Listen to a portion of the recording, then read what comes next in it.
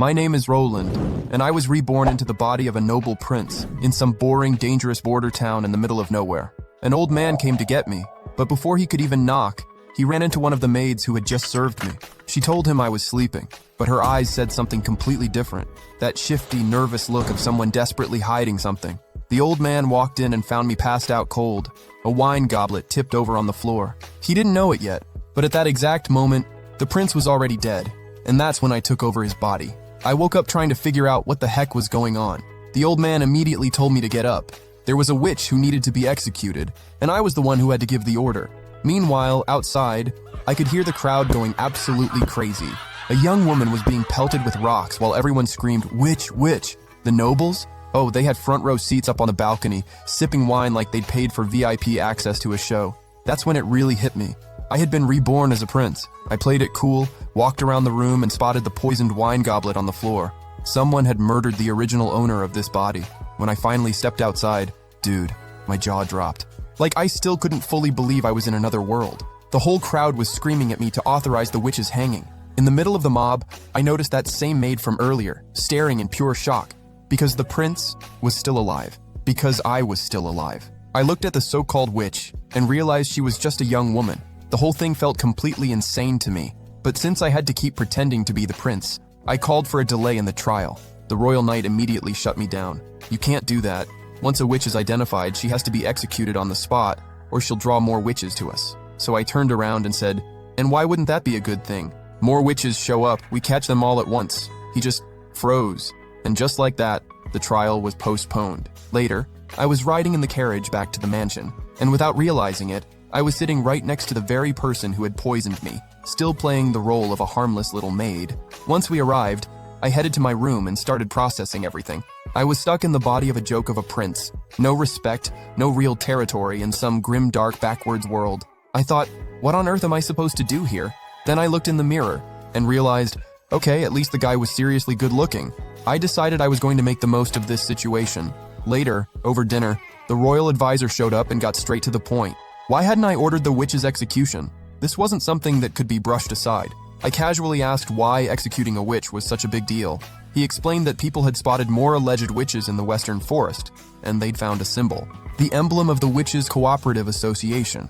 I had no idea what that was, so I asked. The advisor explained.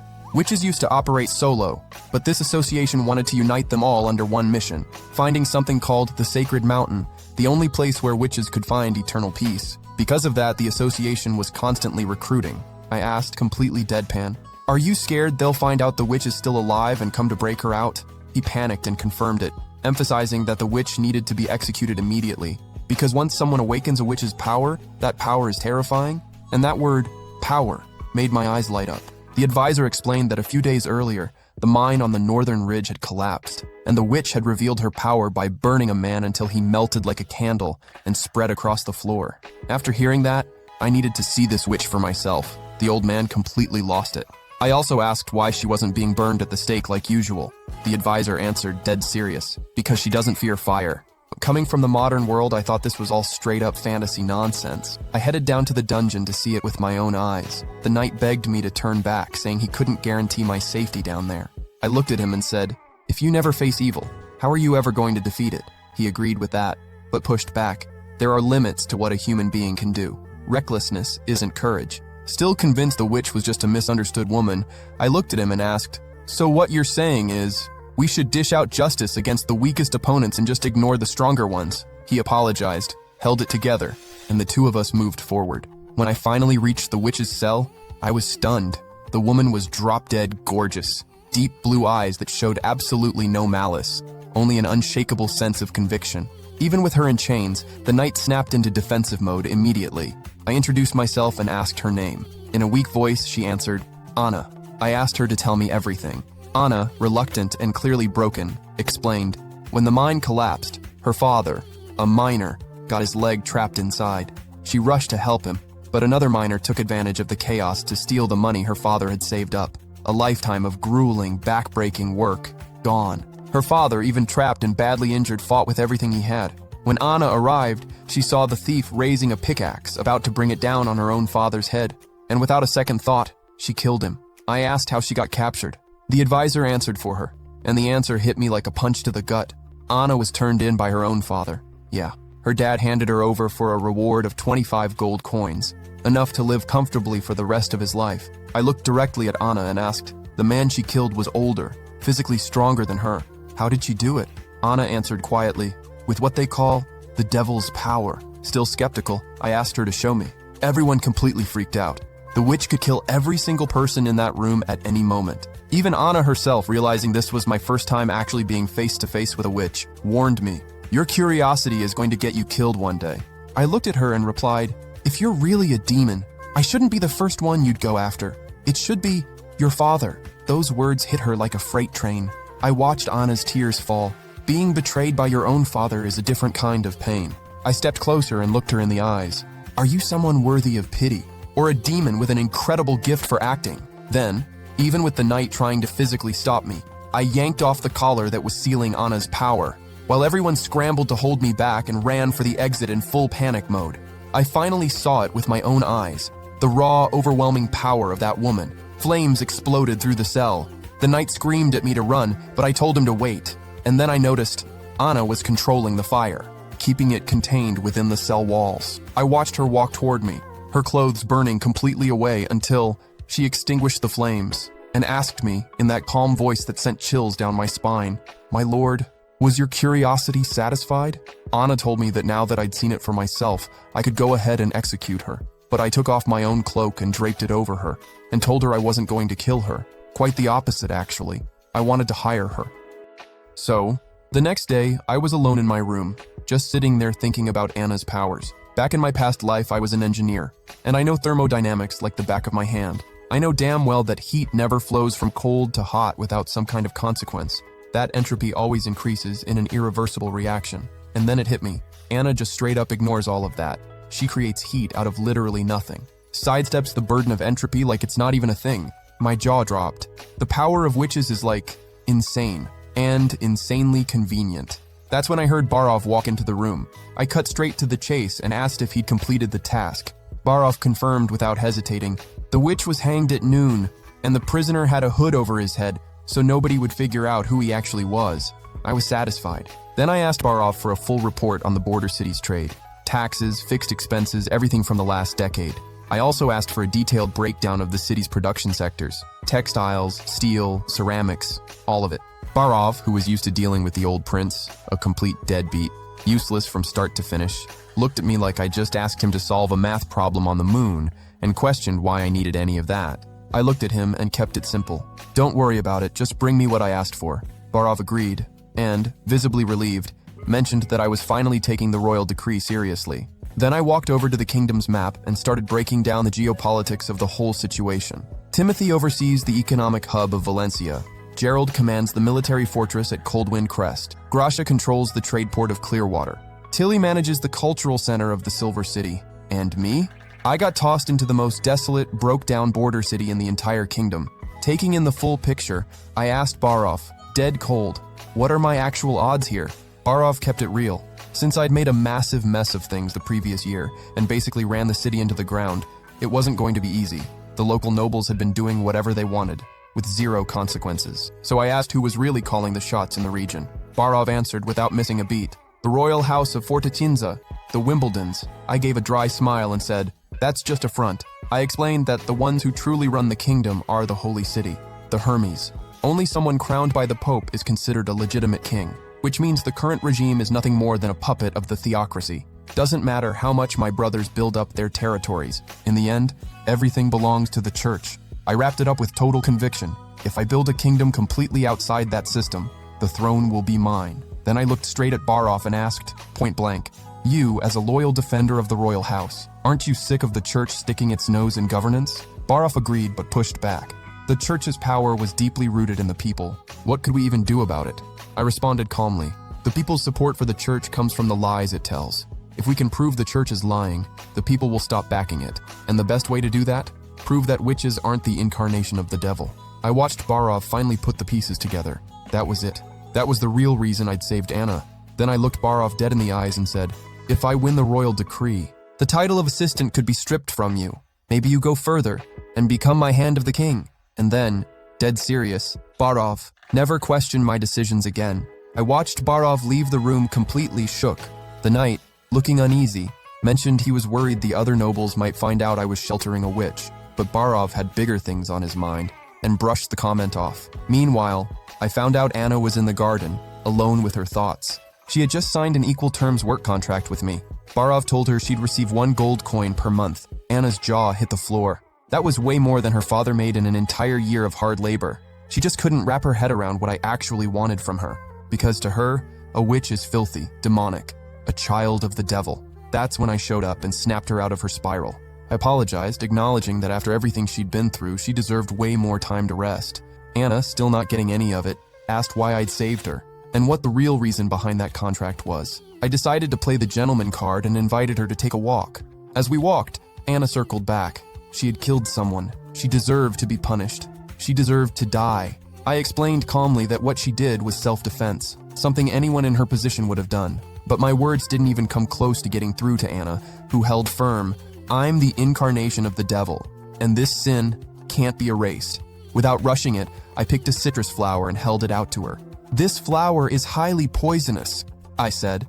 I watched Anna drop it instantly, startled. I smiled. I was lying. I explained the flower was still the same flower. What changed was Anna's perception of it. And it was the exact same thing with a witch's powers. They're not good or evil. They're natural. This whole story about impurity, about the devil, that's just opinions. And opinions can be changed. Anna fired back in tears that I was being way too simplistic, that the power was terrifying, that it would kill everyone who got close to her. Realizing there was no point in pushing further, I said with complete honesty, if you want to die, I'm not going to stop you. But know this, dying won't fix anything. Your father will still hate witches. Everything you lost won't come back. And then I dropped the real one. You can choose a different path. Build a world with me where witches can live free. I watched Anna freeze. In a quiet voice, she confessed, I don't want to hurt anyone. I just want to be free. To study, to read, to sing out loud. I just want to live. And she asked, eyes glistening, will that day actually come? I extended my hand and answered, yes, but only if we work together. I watched Anna look at that hand and make her choice. She was going to help me. So I instructed Anna to train with her powers until she had full control over them. Later that night, I found out a mysterious female assassin had sent a message to the other witches about what I was up to. The next day, after pulling an all-nighter going through documents, I figured out that the border city was a mining town, completely suffocated by noble corruption. And to make things worse, the region had zero agricultural production. So I asked Barov how they handled food supply. Barov explained, all the ore they produced was traded for food with Longsong Fortress. The border city was basically treated like property of the Longsongs, who handed out barely enough rations to keep the workers standing. Baron Boris, before I took over, blindly obeyed the Longsongs, handing over every last bit of ore in exchange for scraps. I brought up Boris and mentioned I'd never trusted the guy. I knew that by taking his territory, I'd made myself a declared enemy. Barov confirmed. Boris and the other nobles had personal interests tied to Longsong Fortress. They didn't care about how much ore was being produced. The food they sent to the city barely kept people alive. I decided right then and there, that ends now. Cut off all trades with the fortress immediately. I laid out the plan. We'd sell the ore to Willow City and buy food directly from them. Barov worried Willow City wouldn't be willing to take on such a massive quantity of ore, since they'd never dealt with anything on that scale. But I pushed back, calm and collected. We'd sell at half the market price. With margins like that, they weren't going to say no. Barov got anxious about the future. After all, we'd be burning through our stockpile. I explained with long-term vision. Once we'd built up enough resources, we'd expand. The border city sits right at the source of the river that cuts through the entire kingdom. With enough ships, we could sail through the whole thing and trade with everyone. The Rubywood River would become the border city's Silk Road. Barov, confused, said the city didn't produce silk. I laughed. It's a metaphor, bro. Then Barov dropped the bomb. If we went through with this, the fortress would no longer take in the city's residents during winter. I didn't get why we'd need the fortress in winter to begin with. Barov explained, winter brings monsters. The gates of hell crack open inside Dragonspine Mountain and corrupt the animals, turning them into bloodthirsty demonic beasts. They attack in hordes and tear through everything in their path. And since the city has no walls, every year the residents take shelter for months inside Longsong Fortress. It hit me hard. Without solving the beast problem, there was no way to establish myself and build trade there. I called in the 2 patrol captains and a man who claimed to have actually fought the creatures before. One of the captains tried to speak, but since he was standing in front of me, a prince, he completely locked up. Not a single coherent word came out of the poor guy. The other captain stepped up and explained. At the end of autumn, the patrol kept a close eye on the misty forest.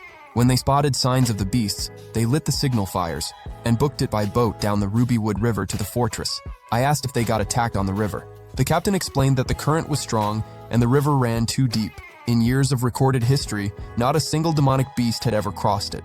I asked how long the demonic months lasted. The captain answered, 2 to 3 months, ending when the sky clears and the snow melts. But last year, it dragged on for 4 months, and a lot of people died. I didn't get it.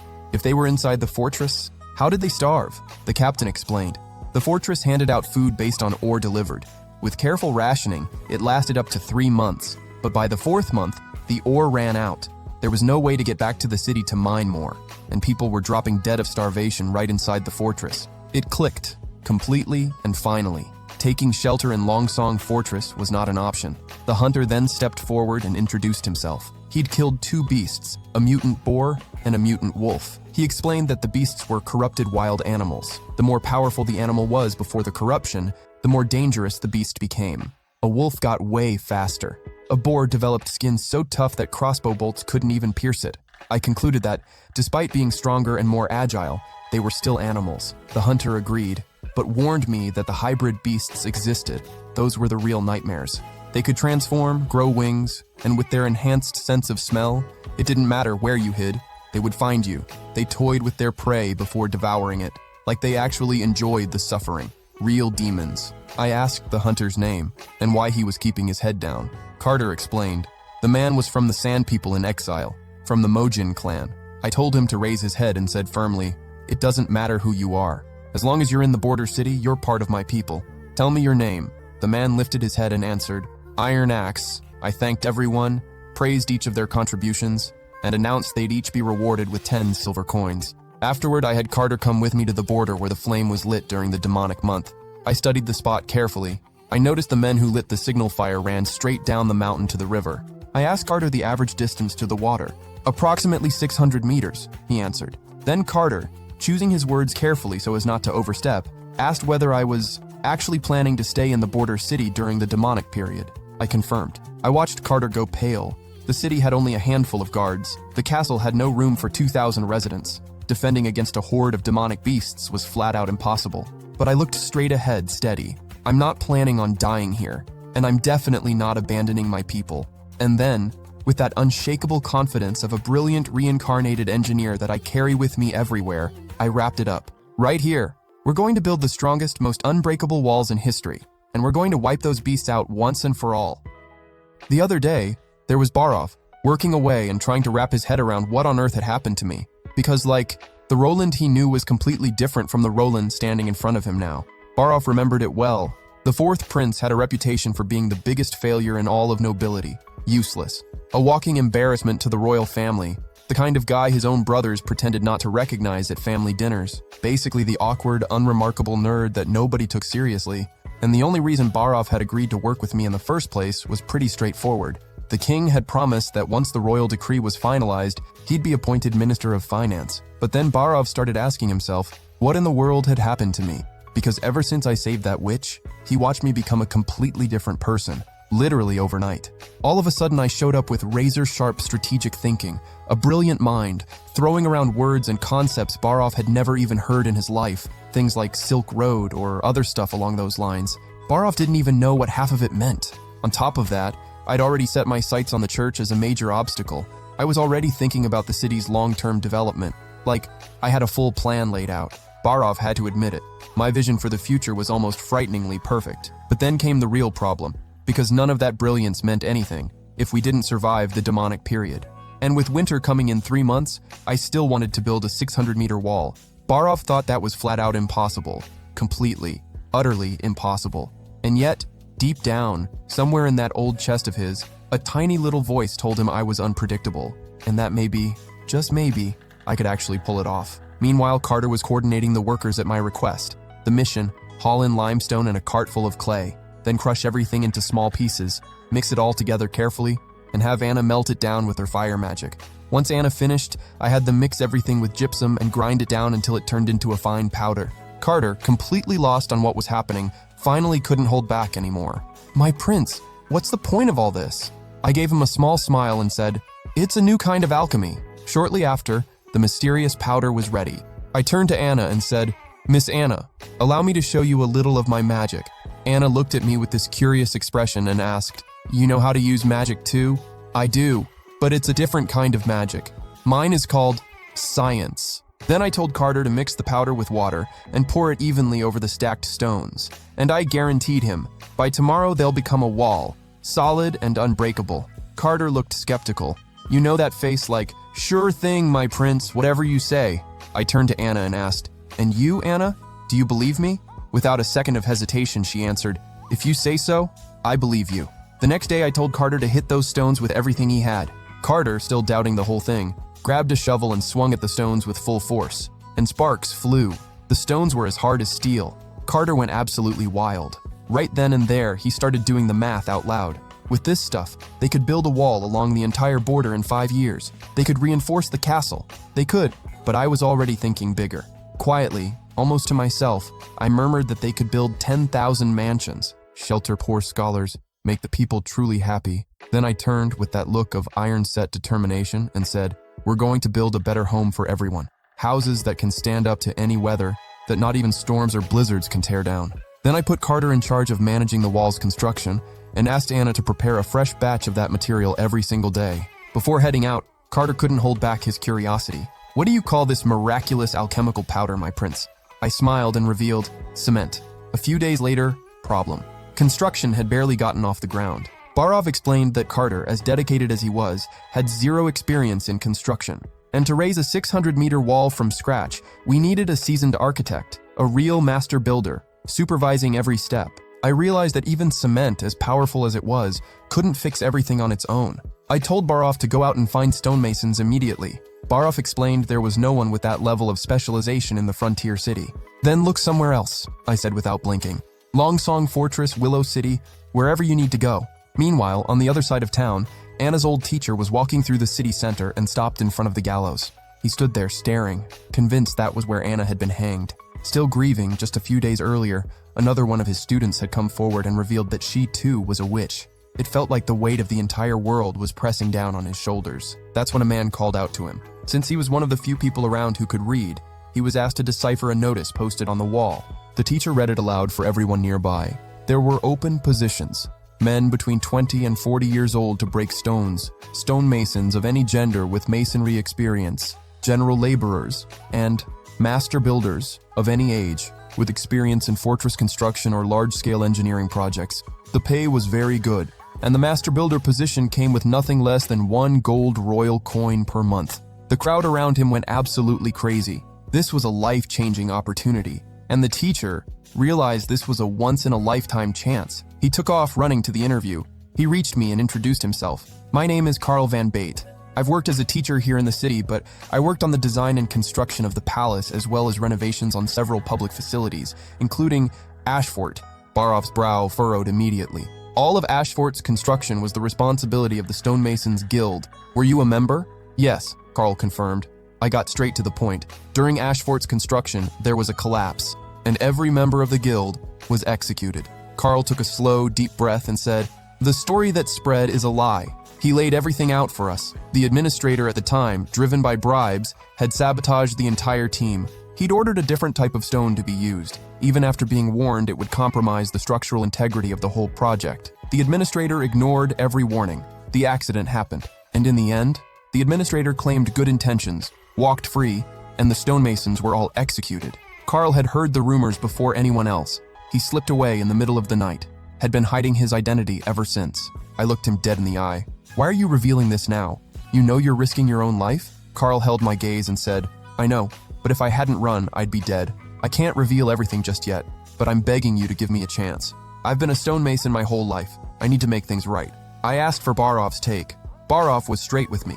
By law, he's a convicted fugitive. He should be eliminated. But given your current needs, hiring him is the best call. I stood up. With every ounce of authority I had, I pardoned Carl's crimes and appointed him master builder and a member of the administrative office. Carl's jaw dropped. He couldn't believe it. He'd been absolutely certain he was going to die right there. I then unfolded the map and showed him where I wanted the wall. Carl studied everything carefully and said, with 150 men, probably 3 years for the full project. I crossed my arms. We need it done before the demonic period. Carl thought fast, revised the plan on the spot, suggested reducing the height and width of the wall.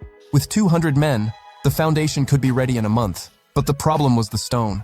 Hard to break, hard to transport. If I can get you enough stone in time, I cut in. Can you finish in 3 months? Yes, Carl answered without hesitating. Then, let me show you a little of my magic. When Carl saw the cement for the first time, man, the guy nearly lost it on the spot. His eyes went wide, his voice shook. He stumbled over his words, saying that with something like this, they wouldn't even need to process the stones. The speed of any construction project would jump to a completely different level. They could absolutely meet the deadline, easily. Carl was dying to get his hands on it. But before I could leave, Carl decided to share the secret he'd still been holding back. That's when Anna came down the stairs. Carl stopped, stared, completely frozen. She was dead, he whispered. Anna explained to me that Carl was the teacher she'd told me so much about. Carl got emotional in a way he didn't even try to hide. He said he'd been having nightmares about her for days, that he'd been devastated, and that seeing her alive was more relief than he could even put into words. He dropped to one knee in front of me and thanked me for sparing Anna. I replied firmly, I don't see witches as incarnations of the devil. I won't hunt them down like the church commands. I would never harm Anna. That's when Carl revealed it. There was another witch in the city. I raised an eyebrow. A small smile crept into the corner of my mouth. A little girl named Nana, Carl said. She found out she was a witch just a few days ago. Then Carl, completely misreading the entire situation, started thanking me and saying what great luck it was for Anna to be joining my harem, and that even though Nana was still young, someday she'd grow into a beautiful woman and could. Barov completely lost it laughing. I exhaled slowly and explained, with the patience of a monk, Carl, you've got this all wrong. I saved Anna because I need her help. It was because of her that I managed to make the cement. That's it. Full stop. Carl turned the deepest shade of red and recorded history. Then I pulled him aside for a separate conversation. As we walked, Barov quietly warned me. Nana was the daughter of a noble, Baron Tigui Pine. If the nobles found out she was a witch, things would get complicated fast. I asked Carl, as Nana's teacher, to bring her to me during their regular lesson time, and I asked Barov to bring her to the kitchen as discreetly as possible. Later, Nana arrived. From the redness burning across her cheeks, it was pretty obvious Carl had said some very questionable things on the way over. I introduced myself and asked her to sit at the table. The little girl, shy with those tiny suspicious eyes, hesitated. So I pulled out the ultimate weapon against any woman in this world, food. Nana almost gave in. Almost. She held herself back at the very last second. That's when Anna came down the stairs. Nana saw her, recognized her, and erupted into tears, screaming, Big Sis Anna! A little while later, with Anna right beside her, Nana was demolishing the cake without a single ounce of guilt. And I took full advantage of the moment of vulnerability to drop the bombshell. I know you're a witch. Tell me, how did you find out? Nana explained. About a week earlier, she'd found a little bird with a broken leg. She desperately wanted to help it. She felt something flowing through her hands, like a sticky ball of water that wrapped itself around the bird. And then, it was healed. I processed everything quickly. Nana's power was healing. I sent Carter sprinting to a hunter to buy small animals, injured ones and dead ones, to test the limits of that ability. Nana, a little nervous, demonstrated her power, and I worked through the tests one by one. She could heal wounds, she could reattach severed limbs, but if the limb had been lost, she couldn't regenerate it. And death she couldn't reverse. Carter watched all of it in silence for a moment. He said that saving lives was a knight's duty, but that seeing it happen right in front of him was something else entirely, and he admitted he was starting to understand my approach with the witches. I asked Carter to find a way to always bring Nana over without drawing any attention, so she could train and develop her powers. Carter asked me why we didn't just keep her at the mansion. Because Nana hasn't been exposed as a witch yet, I explained. And since she's nobility, if we brought her here openly right now, we could spark a conflict with the local nobles. We're not ready for that yet. Then I looked around the room and said, dead serious. Beyond the demonic beasts, we have other enemies, and they live very close to us. Far away, a knight was delivering all the latest news to Garcia, my sister. He reported that the Valanegra fleet had returned from a successful raid. They'd intercepted a convoy of merchant ships, and the plunder was massive, enough to arm an entire platoon. Garcia liked what she heard and asked for the name of the captain who led the raid. The knight told her the man's name was Drake. Right then and there, Garcia used her authority to knight Drake on the spot and handed him command of the entire Vallenegra fleet, along with every last piece of loot from the raid. The knight acknowledged Garcia's command and said that Drake and his men would be deeply grateful for Her Highness's generosity. Then came the bombshell. The assassination attempt on Roland had failed, spectacularly. The pills had been mixed into the wine and Roland did drink them, but he just dozed off for a few seconds and woke up completely fine afterward. But Garcia is nothing if not pragmatic, and she made it crystal clear that a failure is a failure. She didn't want to hear any excuses. She warned that she'd give the assassin one more shot and ordered that some of the assassin's sister's belongings be delivered to her. After that, she dismissed the knight, but not before ordering that master alchemist Enbus be hanged, since he was the one who had made the poisoned pills. What Garcia didn't know was that the pills had actually worked perfectly, and the real Roland was dead. I had taken over his body. The next day, the ambassador from Longsong Fortress showed up at the border city to collect the minerals, and ended up noticing a ship from Willow City unloading food at the city's docks. Meanwhile, Barov got me up to speed on everything. He told me the city wall construction was moving along without a hitch, and that Master Mason Van Bat had guaranteed the project would be finished on schedule. Barov also informed me that the food purchased from Willow City had arrived at the docks and noted that the quantity was more than enough to feed everyone in the city through the winter. But Barov was seriously stressed out, insisting that even with everything seemingly going well, the city's budget deficit was still absolutely brutal. He believed that in the long run, the city was heading straight for bankruptcy, since all the major expenses were being covered out of my own pocket, and that we'd hold on for maybe one more spring at best. But I didn't sweat it. I told him I didn't care about burning through my own money, and that if we finished the wall and locked down my presence in the border city, the mineral production going forward would be guaranteed. But Barov pressed back, saying his real concern was that Duke Ryan wouldn't just let it slide if we cut off the mineral supply to Longsong Fortress. Right at that moment, a messenger announced that the ambassador from Longsong Fortress had arrived. I told Barov to go ask the kitchen staff to put together a lavish banquet using the food that had just been delivered. A subtle flex to show that food was no longer the only bargaining chip between the border city and Longsong Fortress. In the dining room, I could tell the ambassador had absolutely no idea where I'd gotten so much quality food, since it had always been the fortress that supplied food to the border city. He was also thrown off by the way I was eating, and asked me what those objects I was using as utensils were. I told him I called them chopsticks, and that I planned to normalize them across the entire city, since they were way cheaper than silver flatware, being made of wood, and were also pretty hygienic. I took the chance to get a little dig in on the ambassador too. Even with a full table in front of us, I said there was no good food in the border city and told him to just make do with whatever was on the table. The ambassador looked confused but thanked me anyway. Then I dropped the real news. All of that was my way of welcoming him, since every single one of those ingredients had arrived that very same day from Willow City. When it hit him that, for the first time in history, the border city was doing business with Willow City, the ambassador froze. Later, after dinner, we finally got down to what actually mattered. He told me he had come to let me know that the border city's deadline for delivering the minerals had already passed, and that Longsong Fortress had already prepared the food it was going to send our way.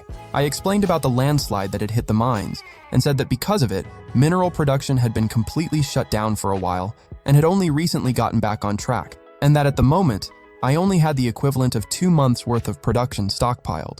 The ambassador then asked why I wouldn't just deliver the 2 months' worth for the time being. So I laid it out straight. 2 months of minerals wouldn't guarantee enough food to feed my people.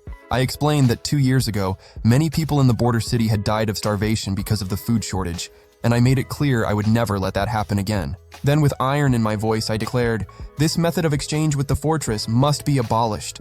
I told him I had already sold all the minerals to Willow City and bought all the food my people needed to survive the winter, and made clear that doing business with Willow City was a far better deal than doing business with the fortress. The ambassador finally connected the dots about the ships he'd spotted earlier. The ambassador thought it over, and showing just how sharp he was, quickly figured out that since Willow City had never dealt in minerals before, they probably hadn't offered a great price, at most half the market value, which meant I was taking a loss. He also pointed out that since Longsong Fortress vastly outmatched Willow City and had been operating for generations, it was the only party capable of processing such a massive volume of minerals, and that long-term, the fortress would be the best possible trade partner, as it would work out better for both sides. Then the ambassador floated a proposal. Sell the minerals to the fortress at 30% below market price, since it would be a win-win for everyone. I complimented his trading instincts and agreed that his suggestion would benefit everyone involved. but I asked whether he could guarantee that all 6 families of the fortress would agree to those terms. The ambassador said he'd do his best and told me he'd head back to the fortress to draw up a new contract. I agreed and wished him good news. Before leaving, the ambassador expressed concern for the border city, pointing out that the demon season was only 2 months away and that the trip to the fortress was long and dangerous. But I, with a smile on my face, told him I wouldn't be sending my people to the fortress because I was going to build a wall to defend the border city and lead my people against the demonic beasts, turning it into the new frontier of the kingdom of Fortisinza. The ambassador mounted his horse and rode off toward the fortress with a clear goal in mind, one that would benefit everyone. I sipped my wine and sighed, because I already knew how noble minds worked, and that even with the ambassador's good intentions, the 6 families of the fortress would never agree to the new terms. The ambassador finally met with Duke Ryan and told him everything he'd discovered during his visit to the border city and in the meeting he'd had with me. All the nobles laughed it off, saying that this little game of building a pebble wall was going to get everyone in the border city killed. Duke Ryan asked Boris what he knew about the wall, but Boris turned out to be a completely useless noble who had nothing useful to say, which left the Duke visibly disappointed. Since he knew Ambassador Petrov was sharp, the Duke asked for his take. Petrov said he believed Prince Roland's goal was to force them into conducting transactions with the border city using currency, not food, as was the custom, and that since Roland had been sent to govern under a royal decree, that made complete sense. He said that if they could, from that point on, purchase minerals at 30% below market price, it would still be a solid deal, and that if they secured the border city, long-term they'd save enormous costs in fighting the demonic beasts, and could use the vast stretch of land between the fortress and the city for farming. He also highlighted that since the royal decree was only valid for 5 years, Roland would be out of the city soon enough, and they'd be left with a thriving, powerful city. So Petrov suggested they send men to help Roland face the demonic beasts and buy the minerals at 30% below market price. The nobles started laughing at Petrov, and Duke Ryan even admitted it was a decent suggestion, but flexing his authority, said that even though it was a good idea, it was just a merchant's perspective. Merchants, he said, only see gains and losses. The Duke declared he hadn't clawed his way to the top by thinking only in terms of profit and loss, and asked why he would ever do business with someone he couldn't control. He said that under his command, anyone who disobeyed would be severely punished, and made it clear he didn't care about the border city, because as far as he was concerned, the only thing that mattered was that this was his territory, and nobody else got to interfere, not even a prince. The next day, everyone gathered in the center of the city. I began my speech, the one that was about to change everyone's life from that moment on. I declared that because of the mine collapse, Longsong Fortress had refused to send food for us to survive the winter, and that we had been abandoned just like they'd done in the past, leaving us to die. I also told everyone that the astrologers of Fortisinza had warned me the demon months would last longer than usual, more than 4 months, and that if we left things as they were, the tragedy from 2 years ago would repeat itself, or maybe be even worse. I reminded everyone of the family members they had lost, which left the whole crowd somber and furious. Then I revealed that I had bought enough food for us to make it through the winter. Bread, mead, dried meat, cheese, and a whole lot more. I swore on my name that I would not allow the tragedy of 2 years ago to happen again. Everyone erupted, cheering and chanting my name. But I warned them that because of this, we had offended Longsong Fortress, and that they had threatened to stop offering shelter to everyone during the winter. But I reassured them. As everyone had already noticed, I was building a solid wall to the west of the city, and I guaranteed that the demonic beasts were no stronger than ordinary wild animals. They couldn't scale walls or chew through stone. Then I asked, in my name as Prince of the Kingdom of Fortisinza, that everyone with strong arms and the determination to defend their homeland grab their weapons and join the militia. I announced that every militia member would receive 25 real silver coins per month, and that if anyone fell in battle, their family would receive 5 gold coins as compensation. Then I asked the question that separates the real ones from the cowards. Would you rather run and hide in the filthy shacks of Longsong Fortress and die of starvation like a nobody, or freeze to death with 0 dignity? Or would you rather ride with me, protect your friends and family, and defend the border city until the very last breath? Everyone roared back, fired up and ready to fight with everything they had. Later, after talking with Carter, Anna, and Nana, I asked Carter if the shipment I'd ordered before had arrived. He confirmed it had, but asked why I needed so much powdered snow and ice. I just told him it would be my next experiment. Later that night, in my room, I sat down and noticed a cup of wine waiting for me. I picked it up, and just as I was about to drink, I heard the sound of a pebble hitting the window. When I went to check it out, a woman caught me off guard, pressing a knife against my throat. Facing certain death, I completely froze. Fear takes over me, but for some reason, the woman doesn't kill me. She reassures me that we're not enemies. That's when I notice the symbol of the sacred mountain and the magic eye on her clothing. She compliments me for being a well-read guy. Then she removes her hood and introduces herself as Nightingale. My jaw drops at how stunning she is, and I immediately realize I'm staring dead in the face of a witch. Trying to hide how nervous I am, I ask what she's doing here, since killing me clearly doesn't seem to be the plan. Nightingale starts by thanking me for sparing Anna and Nana and taking such good care of them. That catches me completely off guard. She explains that she heard a witch had been captured here and came to rescue her, but to her surprise, I hadn't executed Anna. So she spent the entire week watching Nana and discovered she was a witch too. Nightingale says that even though she doesn't understand why I don't see witches as monsters, she wanted to thank me on behalf of the Witches Cooperation Association. Then she walks over to my bed, saying it's tiring to have a whole conversation standing up, and invites me to sit beside her. Nightingale notices I'm still on edge, which makes total sense, since just minutes ago she had a knife pressed against my throat. Even though I'm scared out of my mind, I sit down, because I know full well that if she wanted me dead, I'd already be gone. I take a deep breath and ask again what she wants here. Nightingale gently runs her hand across my face and says she can see the fear of witches in most people's eyes, but in mine, all she sees is curiosity. She says that with her invisibility magic, she was right on my heels all week long. She saw absolutely everything, even the sketchy little things I do before bed. I ask why she only showed herself now. Nightingale explains that just a little while ago, my head chambermaid had come into my room to serve me a glass of wine, and slipped a little surprise into that glass. It hits me like a truck. Tyre, my own head chambermaid, had poisoned my drink. Nightingale smiles and says with that dangerously casual tone of hers, "Looks like your harem isn't quite the safe haven you thought it was, buddy."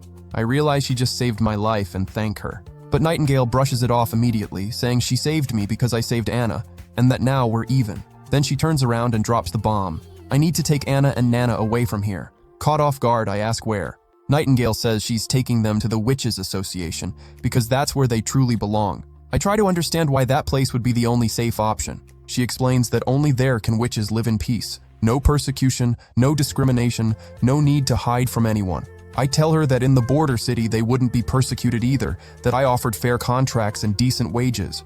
Nightingale agrees, but says there's one thing I simply cannot do. You can't guide them to the sacred mountain. She explains that only there do witches find true peace. I then bring up that my men found traces of witches in the mountains to the north and ask if she's trying to reach the sacred mountain in the impassable mountain range. But Nightingale shuts that down and says no comment. I then tell her I can't just let her take the girls like this, because the demon months start in 2 months. The mountains will be buried in snow and crawling with demonic beasts. There's no way I'm letting Anna and Nana walk into that. So I suggest that Nightingale and the witches ride out the winter in the city, and then go look for the sacred mountain once it's safer. Nightingale realizes I'm basically suggesting the entire association come to the city. The idea isn't unappealing, but she pushes back. Even if I don't fear witches, plenty of people do. And the moment the church found out, they'd come down on us hard. So she asks me why I take on a risk that big, when it'd be so much easier to just let the witches go. Without even thinking twice, I answer, because they matter to me. Nightingale understands, but asks if I really want to put Anna's life on the line like that. I'm confused. She then explains that the real reason she wants to take Anna away is that when a witch turns 18, meaning she comes of age, she faces the first great trial of her life. Most witches awaken during the demon months, when they say the gates of hell swing wide open. Those who haven't awakened before turning 18 will most likely never become true witches. But those who have already awakened, every year, on the anniversary of their awakening, they suffer the torment of demonic possession. The body gets pushed to its absolute limit. Blood seeps through every inch of skin, eyes bulge out of their sockets. And if the witch can endure that unbearable pain, the body slowly recovers after 4 or 5 days of rest. But if she can't hold on, the death that follows is one of the worst imaginable. The witch dies in total agony, her organs and blood mixing together and pouring out of every opening in her body. And when they hit the air, they turn into black mist. And when there's nothing left to come out, all that remains is a burned, blackened layer of skin on the floor. Nightingale says that many witches die exactly when they turn 18, and that's why people see them as the living embodiment of the devil himself. Since Anna is about to reach that age, she'd have a far better chance of surviving within the association. Nightingale says she knows Anna and Nana are important to my plans, but she still hopes I'll give the girls a fighting chance to live. I, who worry way too much about both of them, agree to let Nightingale take them. She thanks me and vanishes right in front of me. Knowing she's still somewhere nearby, I go to Anna's room and reluctantly call for her. I introduce Nightingale and explain everything, but to both of our surprise, Anna says she's not going. Nightingale tries to explain more about the demonic possession, but Anna, steady and determined, says she'll push through it, and that all she wants is to stay by my side. Those words hit me like a freight train. I'm left completely speechless. Without much else she can do, Nightingale acknowledges Anna's resolve and decides to stick around the city for a while longer. She says that since she has experience dealing with demonic possession, she'll be able to help when that day comes. Then she steps closer to me, and with that look that's more dangerous than any knife says, "Looks like I'll be in your care for a while." I glance over at Anna and can't hide how happy I am that she chose to stay. The next morning, as soon as the maids wake me up, Carter comes in with some bizarre news. Tyre, my head chambermaid, died during the night. I already have a pretty good idea of what went down. Carter explains that she was found on the bedroom balcony, with no signs of a struggle or a break-in, probably an accident. I thank him for the update and dismiss Carter. I already know it was Nightingale, and the fact that she left absolutely no trace behind just shows how deadly and professional this woman really is. Then, speak of the devil, an angel-faced devil. She shows up in my room, helping herself to my breakfast, acting completely normal like nothing happened.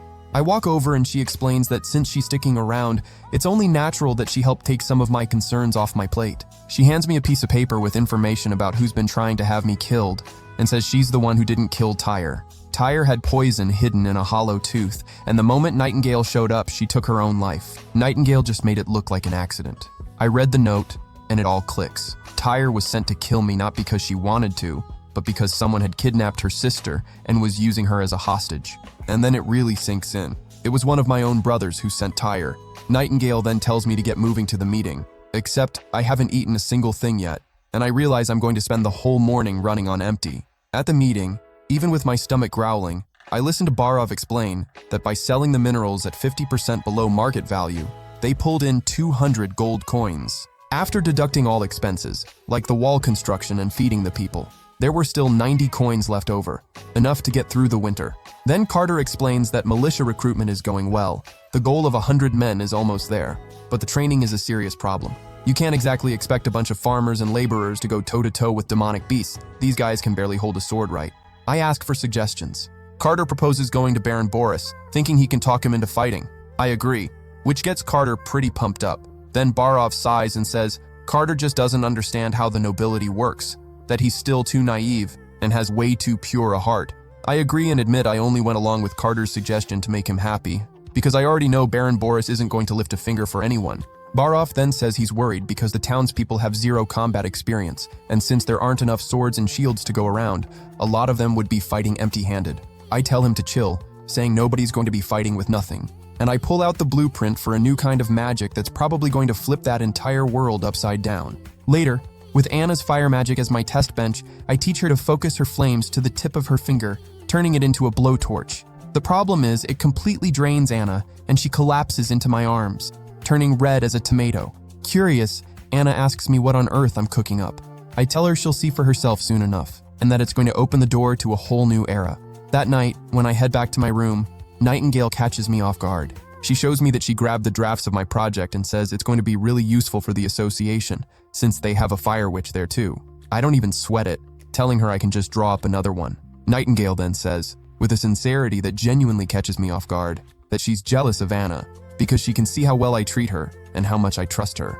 And she says it's been so long since she's known what it's like to trust someone, or to be trusted by anyone. The next day, Carter and I saddle up and ride out to Baron Boris's estate. Carter's riding high, going on about how impressive the guy's mansion is, built with the finest stone and timber in the region, worth over 150 gold coins. When we arrive, Boris greets us with that fake, over-the-top flattery that doesn't fool anyone.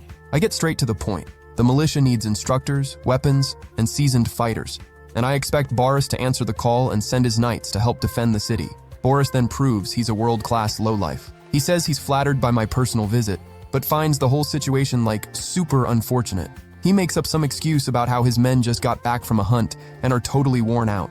Then he has a servant hand over a little box to help out. Carter opens it all excited and finds a single gold coin. 1. I watch Carter nearly lose it from pure rage. Since I saw this coming from a mile away, I stand up, thank Boris for his generous contribution, and leave without making a scene. On the ride back, Carter apologizes to me, acknowledging that he brought shame to my name, and that Boris's attitude was a straight-up disgrace to the code of knightly loyalty. but I put Carter at ease. I tell him I saw this coming and that we can't rely on the nobles for anything. I've got my own plans and my own ways to train the militia, and even if it's a scrappy makeshift crew, I'll show everyone real soon what a real militia is capable of. Early in the morning, I gathered a crew of militia volunteers in front of the wall, hyped up by the promise of 10 silver coins a month, plus meals included. I knew that for these guys, that was already more than enough reason to show up. Vanner was literally starving, and his boys, of course, wasted no time roasting him about it, saying that the way he looked, he'd drop dead before ever seeing a single coin. They even went further, asking what would happen to the tavern girl he was so crazy about if he bit the dust. But Vanner wasn't the type to let that slide. He fired back that he wasn't dying out here, that he was going to propose to that girl the following year. And he made it crystal clear he was only here for one reason: money. Because seriously, how else was a guy like him ever going to afford a wedding? That's when Carter announced my arrival, ordering everyone to snap to attention and fall into line. I walked toward them and felt their stares. For Vanner, this was the first time in his life he'd ever seen royalty up close, especially in a forgotten backwater like this border town. Before anything else, I thanked everyone for coming out and for having the guts to sign up for a dangerous mission, to defend their own homeland. I told them that from that moment on, they were all official members of the border town militia. And I warned them that over the next month and a half, they'd be going through some brutal training, but that the training would pay off for everyone. Anyone who passed would earn an extra egg at lunch. And look, eggs were straight up luxury food around here. The crowd went wild on the spot, and I got it. I understood exactly what that meant to them. After that, I introduced the city's best hunter, Iron Hatchet. I noticed Carter didn't exactly look thrilled about the guy being there, but I let it go. I then gave my word, personally, that whoever stood out in training and on the battlefield would receive an official rank, regardless of where they came from. Iron Hatchet didn't waste a second and kicked off the first drill. Everyone had to stand perfectly still for a full 30 minutes, not moving a single muscle. Simple as that, or at least it sounded that way. Anyone who made it would get an extra egg at lunch. Everyone got started, and I watched Vanner, clearly the weakest link there, push himself with everything he had, and 30 minutes later, he made it. Everyone was absolutely wrecked, but buzzing with energy for having held on. Iron Hatchet reported the end of the first drill to Carter, and I could already tell those two weren't exactly best friends. I called Carter over for the verdict. Meanwhile, I noticed Vanner and his crew looking nervous, because like most commoners dealing with nobility, they had no guarantee I'd actually keep my word. But Carter came back with the news. Everyone had performed well, and everyone would get their egg at lunch. The crowd absolutely lost it. Some of them said it had been over a year since they'd last eaten an egg. Carter announced that the second round was starting immediately. This time, if everyone stayed still for another 30 minutes, they'd earn 2 eggs at lunch. But if even one person failed, nobody got anything. The crew deflated a little, but I watched Vanner pound his chest and swear he was going all in for that second egg. While the drill was going on, I noticed Carter getting antsy and told him to just spit it out. Carter said he would never question my decisions, but that this group was nothing but a disorganized mess, that he'd seen it happen plenty of times before, and that these kinds of people were always the first ones to bolt on the battlefield.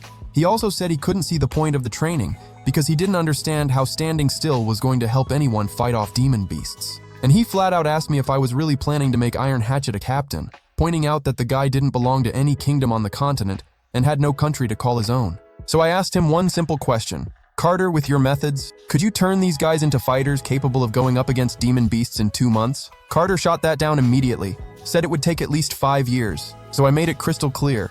I wasn't training them to be warriors or knights, and that before long, Carter would see exactly what I was building. What Carter had no idea about was that I was actually training them to be overpowered riflemen in a medieval world.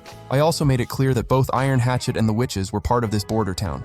Then I handed Carter a document with all the instructions for the drills going forward, and made it clear that everyone was expected to follow what was written there. Carter noticed that one of the instructions said everyone had to learn to read and write, and asked me, completely baffled, how on earth that was supposed to help in combat. I laid it out plainly.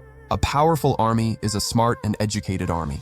I told him I'd learned that lesson from the history of mankind, referring, of course, to the wars from my own world. Later, I watched the crew tear into their long-awaited meal, eggs included, buzzing with energy, saying it would be worth dying for food this good. While Iron Hatchet ate in peace, Carter showed up announcing the next drill.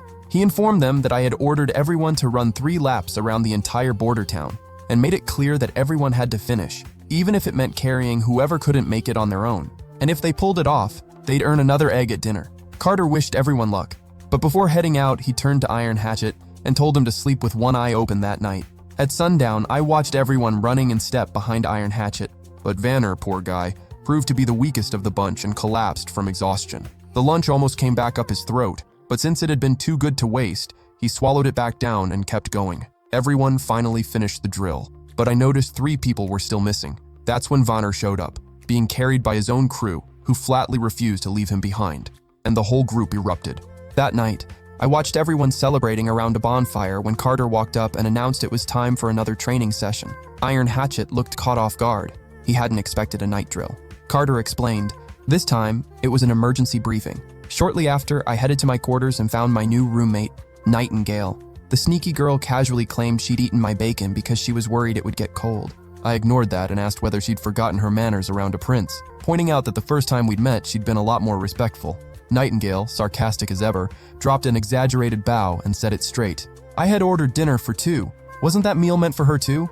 I just gave a small smirk and kept sketching out my blueprints. Nightingale moved closer and mentioned she'd noticed that all the militia's expenses were coming straight out of my own pocket. I told her that as long as they protected the city, it was worth every coin. She asked why I was teaching everyone to read and write. I told her that literacy would help them understand what they were actually fighting for, and that in the battles ahead, that would matter more than anything else. Nightingale said everyone there was only fighting to fill their stomachs. I agreed, for now, but I told her I was going to show them what fighting for something real actually meant. I then asked Nightingale why the witches were cooperating in the fight. She said they were just a group of lost souls who had banded together to survive, and that simply being alive was already exhausting enough. The next day, I finished my blueprints and realized I'd been up working through the entire night. That's when I noticed a wrapped object sitting on the table. I gently ran a cloth over it, and a gleam broke through. The gleam of something that would change the fate of that world forever. Later, I met up with Carter and Iron Hatchet in a forest, and introduced them to one of the greatest game changers in history, a musket. I told them it was a weapon capable of killing enemies from long range. Carter asked if it was like a crossbow or a bow.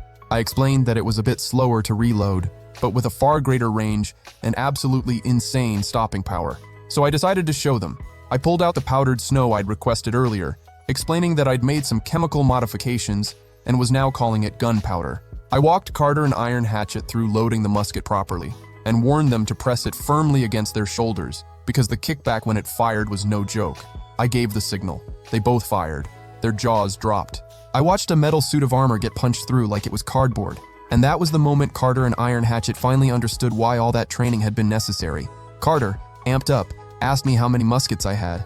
I told him just those 2, and that I'd only be able to produce 2 more before the demon month arrived. That hit Carter like a bucket of cold water. I told him I understood the disappointment. I knew these weapons were powerful enough to change everything. But I made it clear that no matter how powerful a weapon is, it's just a tool, and that the most powerful weapon would always be trust and loyalty. I made it plain. Only a true warrior can wield a true weapon. I turned to Carter and Iron Hatchet, and asked them to use those tools to protect the border town and its people. Both of them, more fired up than they'd ever been, bowed before me and swore they would. Meanwhile, that useless rat Boris was slobbering all over Ryan Osmond's ear, spilling everything that had gone down, about the militia being assembled, about the flimsy wall that had been thrown up. Ryan didn't seem too bothered, and said he was giving the whole situation the smallest possible chance of meaning anything. A few days later, the militia training is still going strong, and Greyhound starts to realize that this whole thing is actually turning regular people into straight-up warriors. He gives Iron Axe major props, calling the guy insanely competent. But Iron Axe isn't the only one catching Greyhound's attention. He spots Brian out there, and says that with those sword skills, the guy 100% needs to enlist in the militia. Greyhound is dead serious. With that kind of talent, Brian would win Prince Roland's favor just like that, and become a knight. Brian then invites Greyhound to enlist with him. But here's the thing, man. Greyhound is exactly the type of guy who sells himself short, you know? The classic underdog who doesn't believe in his own potential. He turns down the invite, plays humble, and walks off saying he's perfectly fine just being a city guard. The 2 of them eventually make their way to a cabin deep in the woods, where they find a group of warriors. But some of the faces there, Brian had never seen a day in his life. The shaggy-haired guy gets straight to the point, no beating around the bush. He says he's got a solid job offer for the 2 of them, and guarantees that if they're in, they'll be named knights. That sparks Brian's curiosity, and Greyhound's too.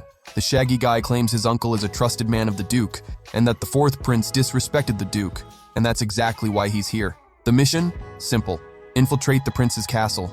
Greyhound, already floored by how insane this all sounds, immediately asks if they're planning to assassinate the 4th prince. The guy shuts that down, explaining that doing that would tie the Duke directly to it, and that the plan is way simpler.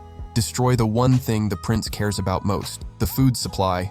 The shaggy guy says with full confidence that if they can burn the supplies the prince has been stockpiling, everyone will be named knights, and the Duke will grant them lands to the east of the fortress. Brian is completely stunned by what's being proposed, but Greyhound, with zero idea how deep in it they are, just says exactly what's on his mind. This year's demon months could last 4 months. If they burn all the food, everyone in the frontier city dies, and he wants absolutely no part of that. End of discussion. Brian already notices the other men positioning themselves around them, ready to move if they have to. Because now that Brian and Greyhound know the plan, the choice is simple. Either they're in, or they die right there. Brian, thinking fast, asks how they plan on breaking into the castle in the first place, since the food is locked up inside. The shaggy guy smiles and brings up how Brian had once mentioned a secret passage leading to the well inside the prince's fortress, and says Brian is going to lead them there quietly. Then he asks with this smug little grin, "So what do you say, Brian? This is your shot at becoming a knight, commissioned by the Duke himself." Brian actually considers saying yes. His lifelong dream is right in front of him. But then Greyhound shouts with everything he's got that everyone in that room is out of their minds, that real knights never bow to tyranny, they protect the weak and lay down their lives for them. Brian snaps back to reality and smiles, proud of his friend, but the shaggy guy is not having any of it, and he ends Greyhound with a fatal stab. That lights a fire inside Brian like nothing else, but he holds himself back. He knows he'll die if he tries anything right now. So, playing along, Brian leads them through the secret passage and into the prince's fortress. Except Brian has zero intention of betraying Prince Roland. What he actually wants is to avenge his friend. So as they're heading down the stairs, Brian waits for a moment of distraction and grabs one of the warriors, hurling them both down the staircase. In the storage room, Brian faces them with nothing but pure, burning hatred, dead set on taking every single one of them down. The men surround him, but Brian wipes them out one by one, like it's nothing. Only the guy who killed his friend is left standing, and the exact moment Brian is about to finish him, another guy lunges at Brian and runs him through with a rapier. The guy reveals himself as Lord Viper, the notorious knight of Longsong Fortress. Viper tells Brian he's going to die right here, taking the blame as the man who betrayed the prince and torched the supplies. Even wounded, Brian pushes through and goes after Viper, but the guy clearly has a massive experience advantage and takes Brian down by using his own cloak as a distraction, leaving him right at death's door. Viper was about to finish him off when the shaggy guy asks to do it himself, wanting Brian to suffer as much as possible before he goes. In his final moments, Brian apologizes to Greyhound for failing to avenge him, and then spots Nightingale, watching from a distance, before vanishing just as quickly. She appears out of nowhere, saying they're making way too much noise in someone else's house, and that it's really not a good look. Viper tries to pull the same trick on Nightingale, but she's quicker on the draw, and rips the guy's arm off before he even knows what hit him. Then Nightingale, with a look that sends chills down your spine, says, "Disgusting little rats, get your grubby little paws off my fresh catch." Speaking of Roland, obviously. The next day, Brian wakes up and finds himself face to face with me. He starts trying to explain everything that went down, but I stop him, telling him I already know the whole story.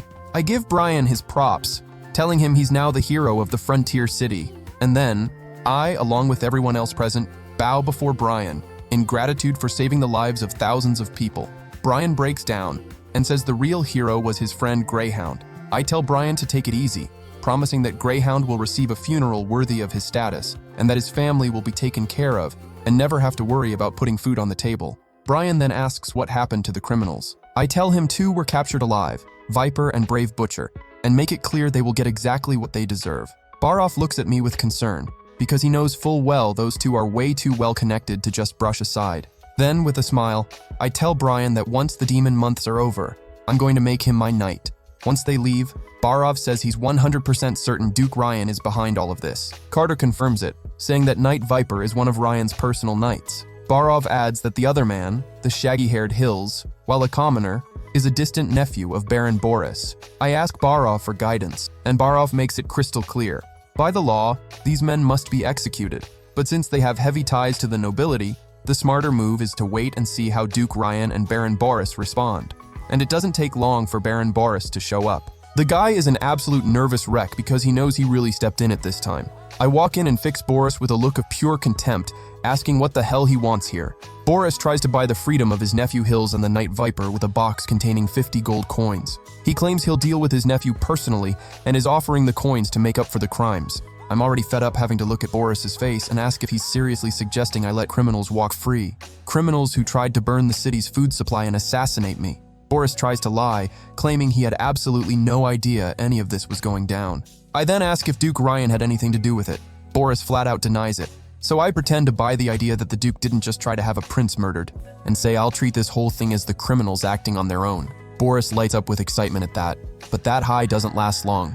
I make it crystal clear that, regardless of all that, the criminals will still be hanged for their crimes. Barov swallows hard, knowing he's going to have one massive headache on his hands down the road. Boris makes one last play, saying that in God's name, nobles can be granted forgiveness. I respond without blinking, then I'll send them to meet God, so they can be forgiven there, and I make it equally clear that, as the local representative of the city, Boris is required to be there and witness the law being carried out. The next day, I gather the entire city together. I lay out everything that happened, and exactly why those despicable criminals are being publicly executed. I talk about the attempted assassination of a prince, the attempt to burn everyone's food before winter, and I make absolutely sure everyone knows that Brian and Greyhound were the heroes who saved the city. But that, tragically, Greyhound didn't make it. The crowd erupts in pure, raw outrage, and the criminals are hanged. That night, I find Nightingale and thank her, telling her that I'm now in her debt. Nightingale waves it off, says helping me is the same as helping herself. I admit I didn't expect her to be that skilled. I tell her Carter kept asking about the mysterious specialist I had hired. Nightingale gets worried that I might have given her away, but I make it clear that this mysterious specialist still can't reveal herself. Not yet. Nightingale says she's not as strong as Carter, and that she took down Viper using a little self-defense trick that witches use. I know incidents like this are going to keep happening. So I ask if Nightingale wants to stick around and become my personal bodyguard, offering a generous 2 gold coins a month with days off and paid vacation. Nightingale furrows her brow. She has no idea what paid vacation even means. I try to explain that it means every year she'd get a few days to rest without losing any pay. She actually warms up to the idea, but still can't quite wrap her head around it. Nightingale also finds herself unsure about my relationship with God. After all, I had the criminals executed in God's name, but also defied God's will by saving the witches Anna and Nana. She asks, dead serious, what exactly does God mean to you, Roland? I make it crystal clear that it's not God who hunts witches, it's the church. I say I know full well that witches are innocent, and that it doesn't matter whether the criminal is a commoner or a noble. A crime is a crime, and it will be punished. Then I turn and say that throughout history, countless gods have been worshipped by countless peoples, and I wonder out loud how many terrible things have been done in the names of those gods. I say I'm just doing what I believe is right for my people, and that I believe a true God would be able to understand my actions. And if he can't, then he is no god. Nightingale freezes, completely floored by that. A few days later, Brian visits his friend's grave to let him know that, because of him, he became a knight, that Roland revealed it was a witch who saved him with her powers. Brian lays a bouquet of flowers over the earth and, with a steady voice, says he will raise his sword and defend the city, even if it costs him his life.